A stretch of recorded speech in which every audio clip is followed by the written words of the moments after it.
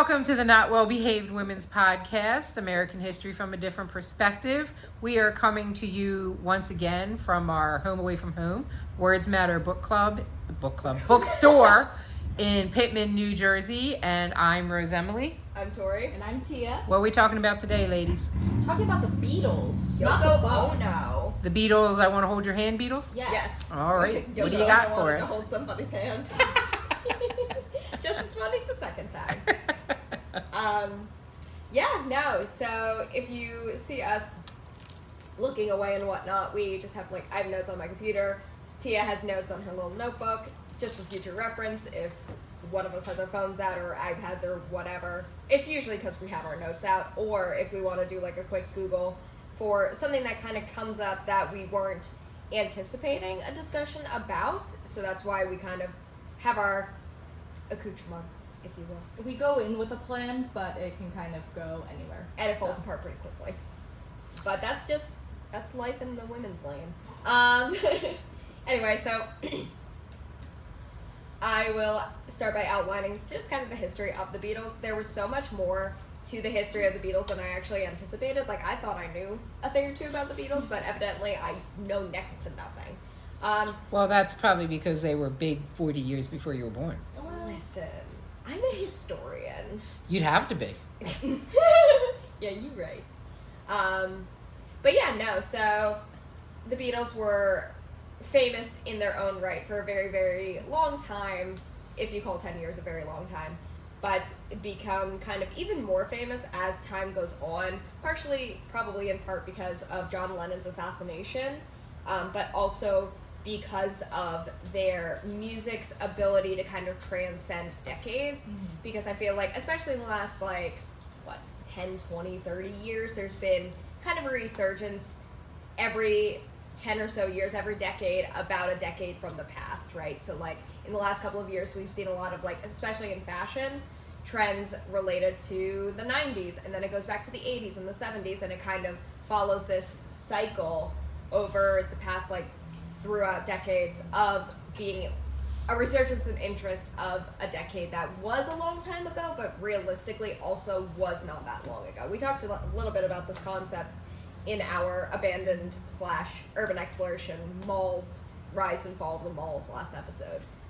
Clearly, it's something I'm particularly interested in. It's super interesting because you're right. Time-wise, it was not that long ago. Right. But I feel like an entire world has happened since then, culturally. Yeah, you can spin it in so many different ways, and I think I might have even made this particular example in that episode, talking about, when you talk about something like the Korean War, Vietnam, things like that, it's history. Mm-hmm. We talk about it because it's history. It's a historical event that happened, that was incredibly life-changing and important. However, there are still people, obviously, who are alive from that time, obviously before that time as well, but people who are alive now that remember that time. So I think that's why it's kind of that special yesterday, but also so long ago kind of feeling, because there are still people that are oh yeah, I remember that. I remember Vietnam. My parents remember being alive during that period. My parents remember being alive during the 80s and the 90s, obviously. So it's just an interesting framework for how history transcends time. On a bit of a tangential note, I've seen, at least on social media, younger people fulfilling that same trend of saying, I'm a teenager now, but I wish I was a teenager a decade ago. Born in the wrong generation kind of thing. Being somebody who was a teenager a decade ago, it's weird to finally have that applied to us. I remember growing up and being I miss the 90s were so cool, wish we grew up in the 90s, wrong decade, whatever. Yeah. Everyone does that. But now seeing younger kids do it about our adolescence, it's welcome to old age, ladies. Oh God! I should have been on Tumblr in 2014, and I'm you didn't want to be there. Oh my goodness! I was there. I was in the trenches. Oh my God! You just saying, when I was a teenager a decade ago, weird. I had to think about it because I was like, wait, It's weird. We're like 6 months apart. What do you mean? And then I thought about it. I was like, I'm almost 25. Yeah, well, wait until people talk about you being born in the 1900s.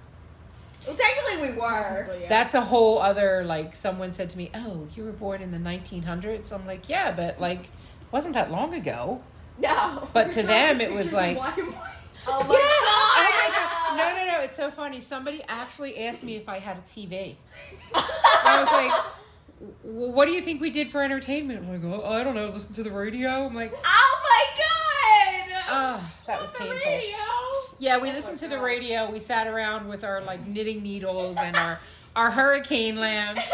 And, yeah, we listened to the radio. Listen, but that's the what I Beatles. think We listened to the yes. Beatles. Yeah. Because they, weren't on TV. Although it's interesting, it was huge when they were, I think it was the Ed Sullivan Yes. show. Yes. Like, Yeah, I that was like, where they got thank their God big I break can in the still say US. this. I was, like, teeny tiny when they were on there. Yeah. Thank God.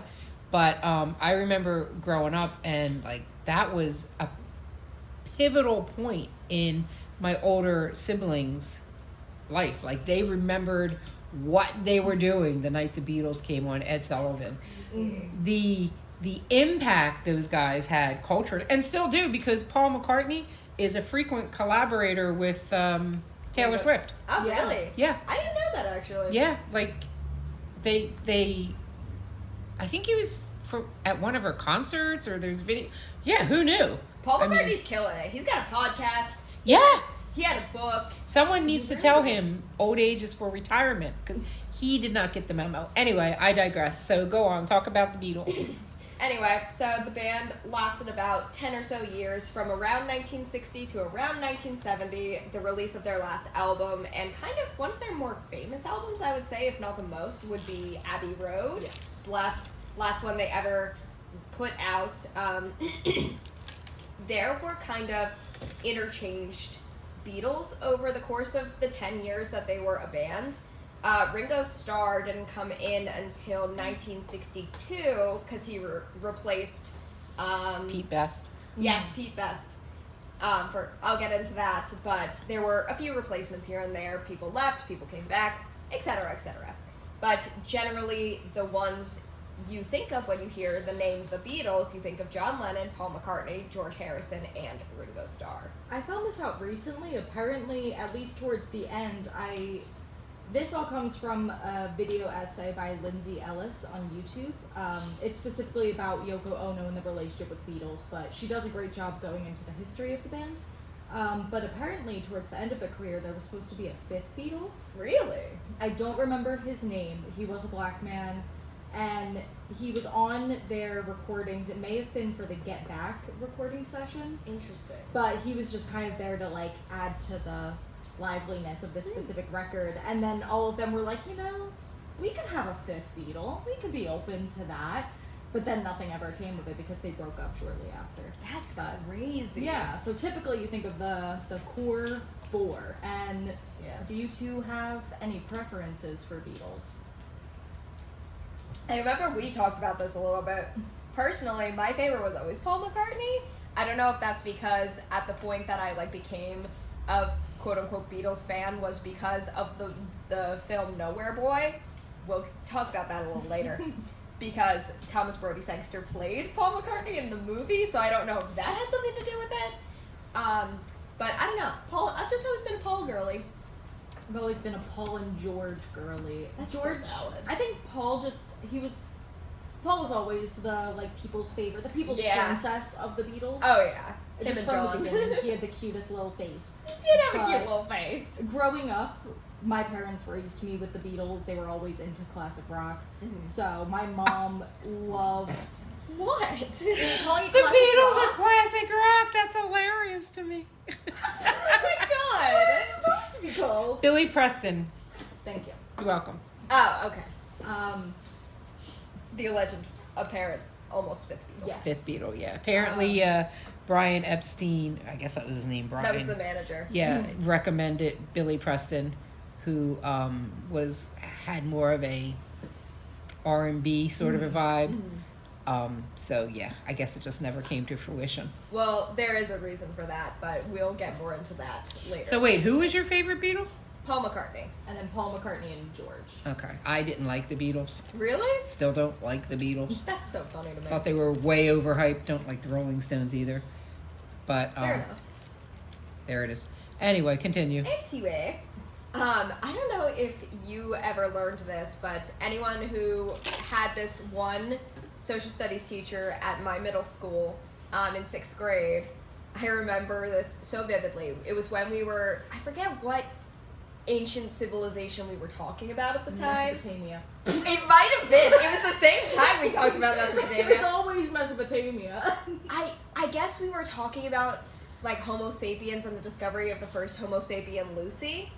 The reason that she is named Lucy is because the archaeologists who were digging her up were listening to Lucy in the Sky with Diamonds by the Beatles on repeat, like this entire time they're digging her up. I don't know if that was like the only tape that they had or like what the deal was. I just remember so vividly my 6th grade teacher telling us that that's why she was named Lucy, because they were listening to, on repeat, Lucy in the Sky with Diamonds. So now every time I don't really think about Lucy, the first Homo sapien, that frequently, but when I do, I always associate it with the Beatles.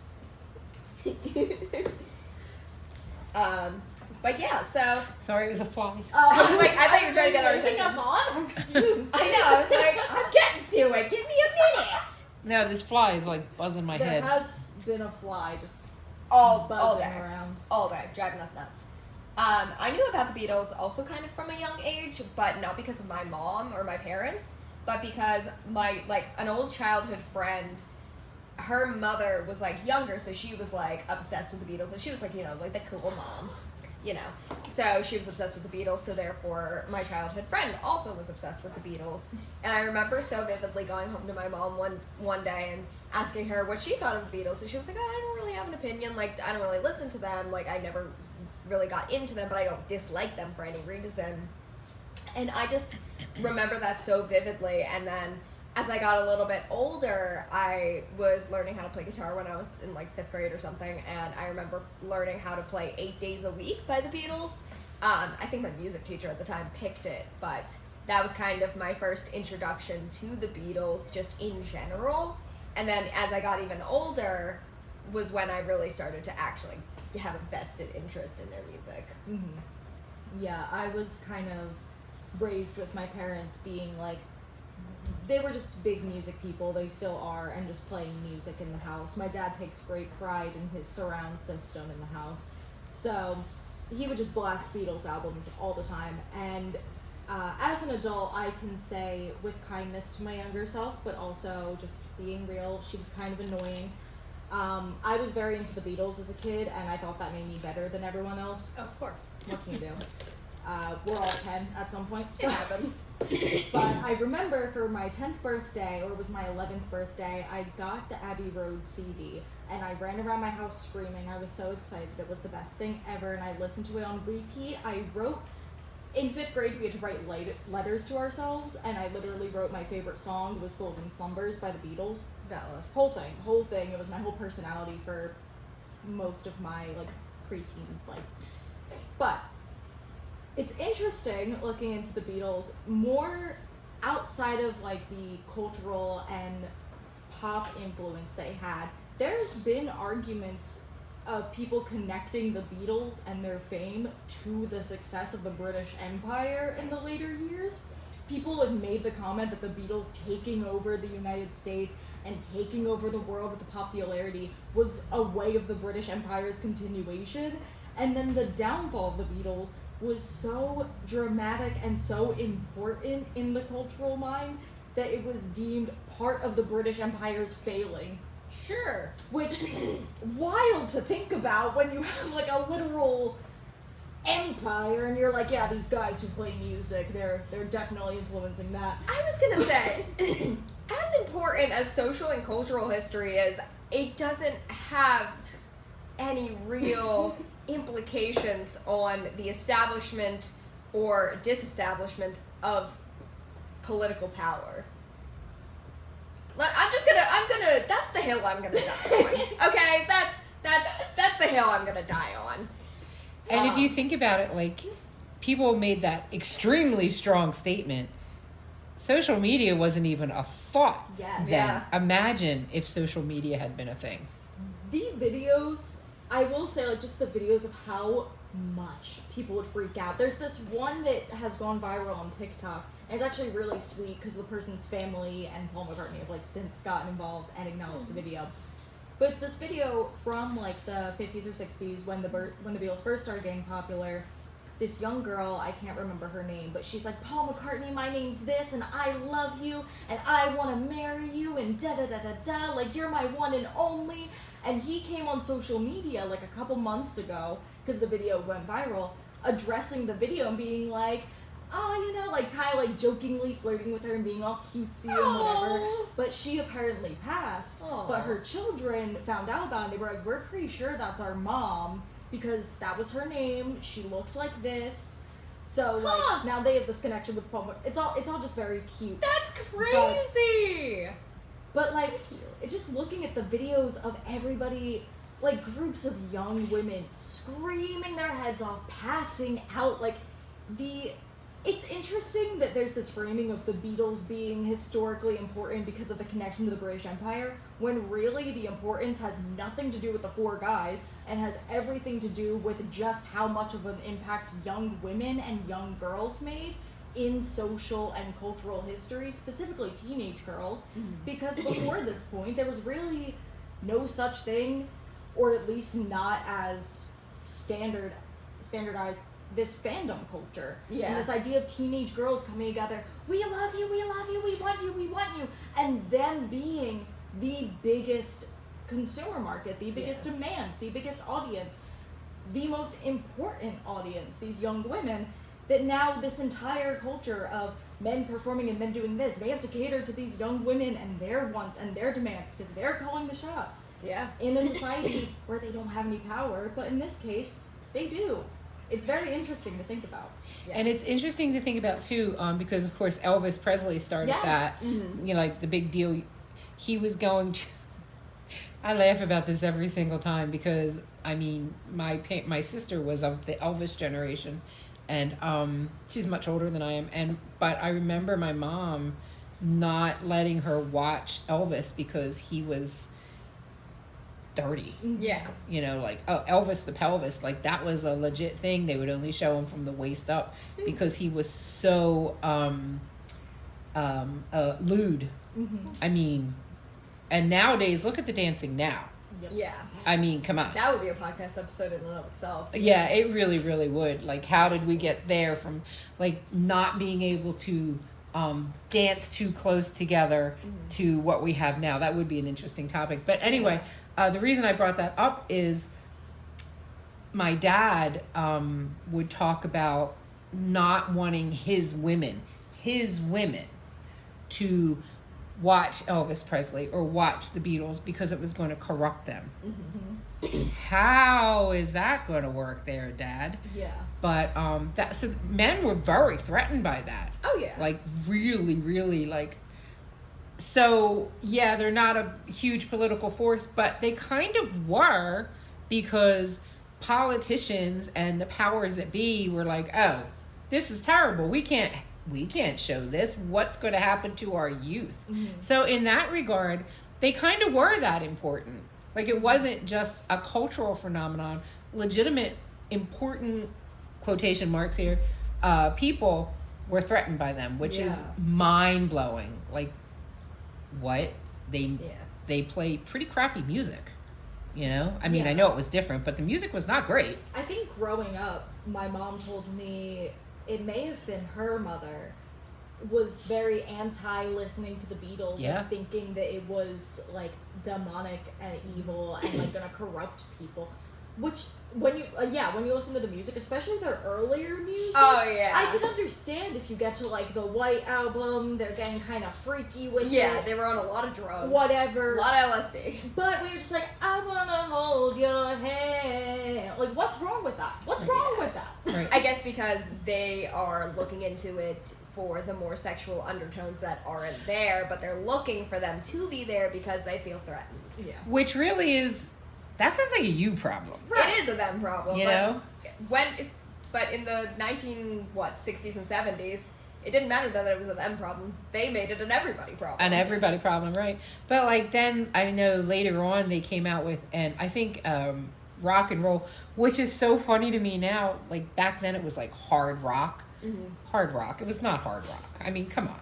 It was barely pop. Yeah. But like I guess when they came out with their Helter Skelter, man, those people made a beeline to you play it backwards and it's satanic and like if you do all these things backwards, and it's like I killed Paul and there's all this crazy stuff. Like, worship Satan and whatever, and everyone's like, listen to it backwards, listen to it backwards, listen to it backwards. Because of course the kids are like, oh yeah, no, I gotta listen to it backwards. My dad told me as a kid he literally would buy them and then make a point to listen to them backwards. Like he was very into because it. if your parents were not about it, you know it was cool. I was gonna say, whose idea was it to listen to it backwards anyway? That's my question. Who started that shit? Yes. Who thinks about that? It didn't come from that generation. It came from the parents' generation. Yeah. It is very wild to think about the whole Paul dying rumor. That's like a whole tidbit of Beatles like sub-history that's just so strange. And then also, it's like the Avril Lavigne is dead theory of today, of the 2000s. Oh, right, I forgot about that. Yeah, Melissa. And like, apparently after the Beatles broke up, like specifically John and Paul were making disses at each other, and John said something like, oh, you should actually be dead, like this, that, and the other, going crazy. Yeah. And it's like, whoa. So, the Beatles had a lot going on. And they were very big in the moment. They were the moment. They were the moment.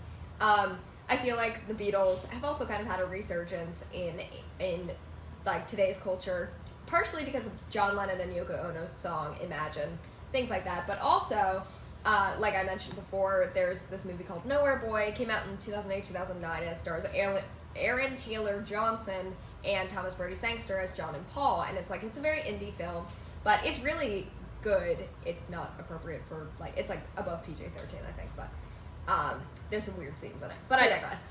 Does it go into the I've heard some, I don't want to say too much on it, but I've heard some things about John and Paul potentially.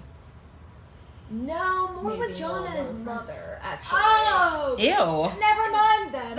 I don't like that. I am not speaking on the historical accuracy of John Lennon's relationship with his mother. I am just telling you what happens in this movie. I've just seen a couple things. One specifically where, it was them when they were drunk, John Lennon and Paul McCartney, and John Lennon signed his name John McCartney, and everyone's like, what do you mean by that? That's so sus. What do you mean by that? What do you mean? When you love your bestie so much, you take his last name. Anyway. Base. Well, it's interesting because, they had such a public and vicious falling out. Yes. Yeah. It's almost, the opposite of great love is great hatred. Mm-hmm. And they definitely had great hatred for each other. Yeah. So, I mean, we're maybe, but... Love and hate is super related in the brain. Exactly. So... But yeah, so... From what I've read online, it was generally considered that John was, the artist type, very much the front man, kind of thing, whereas Paul was more of the brains of the operation. He kind of had more... I guess forethought for different things, whereas John was just kind of the artist, being an artist and all that. And another thing, they might also be back in popularity because I know recently there was a documentary about the Beatles, and then recently, so Yoko Ono, who we mentioned in the beginning, we'll get back to her.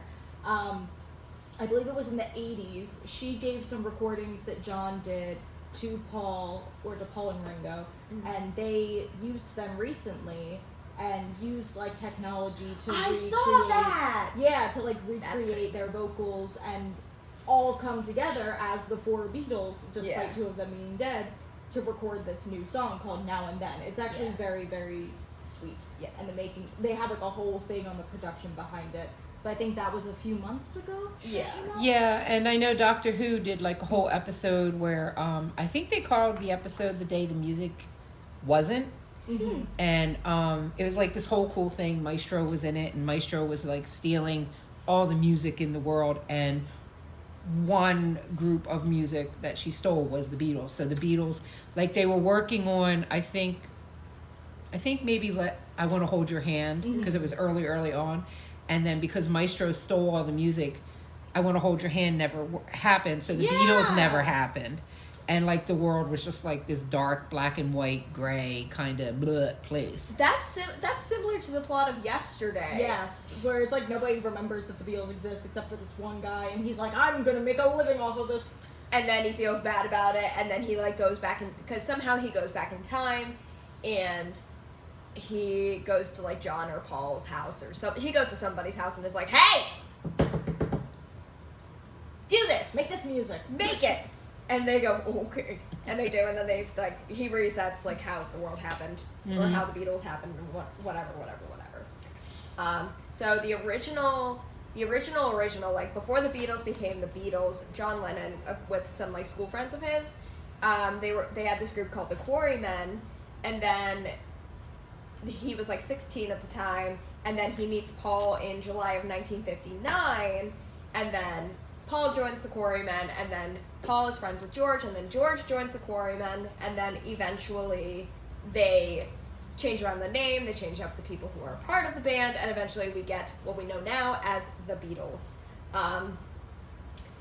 Stuart Sutcliffe was the bassist for the band for a long time, so Paul was the guitarist, John Lennon was the singer, and I believe George Harrison was the drummer. Nope, never mind. They were without a drummer. My bad. They didn't have a drummer, and then that's when Pete Best becomes the drummer also in 1960 something.